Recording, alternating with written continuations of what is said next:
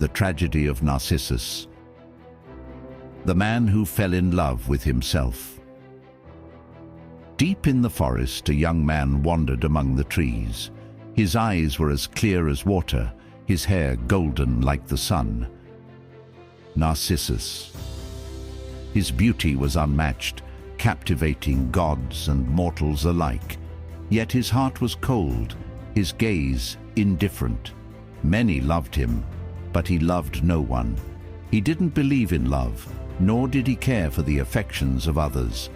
To him, admiration was nothing more than a weakness. He dismissed love with a cruel smile, breaking hearts as if they meant nothing. One day, as he walked through the woods, he heard a voice echoing through the trees. He stopped, sensing someone nearby, though he could see no one. "Who's there?" he called. A voice responded, mirroring his words exactly. "There." Confused, Narcissus looked around. Then, from between the trees, a graceful figure emerged. It was Echo. She was a nymph, beautiful beyond words, but she carried a terrible curse.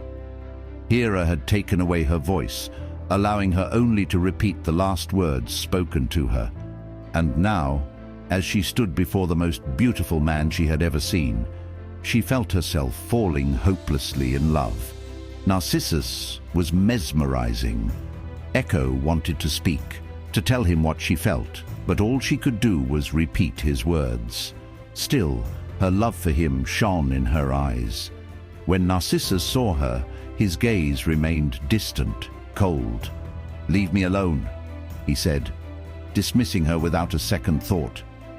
"Alone," Echo whispered back, her voice filled with sorrow.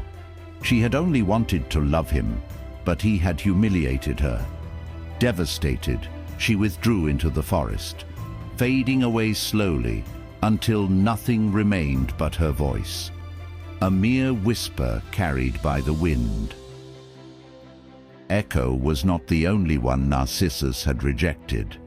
Many had suffered because of his arrogance, and the gods had taken notice. Nemesis, the goddess of divine justice, decided it was time for him to face punishment. One day, while wandering through the woods, Narcissus stumbled upon a crystal-clear pool of water. The surface was so smooth that when he looked down, he saw his own reflection as if staring into a mirror. And in that moment, something in him changed. He had never seen such beauty before. He had never known such perfection. For the first time in his life, he fell in love. But there was a problem. The love he felt was for his own reflection. Every time he'd reached out, the image vanished. Every time he spoke, there was no reply. Day and night, he sat by the pool, unable to tear his gaze away, mesmerized by the face staring back at him. He no longer ate, no longer drank. He wasted away, entranced by a love he could never truly possess. In the end, weakened by hunger and despair, he collapsed into the water and drowned.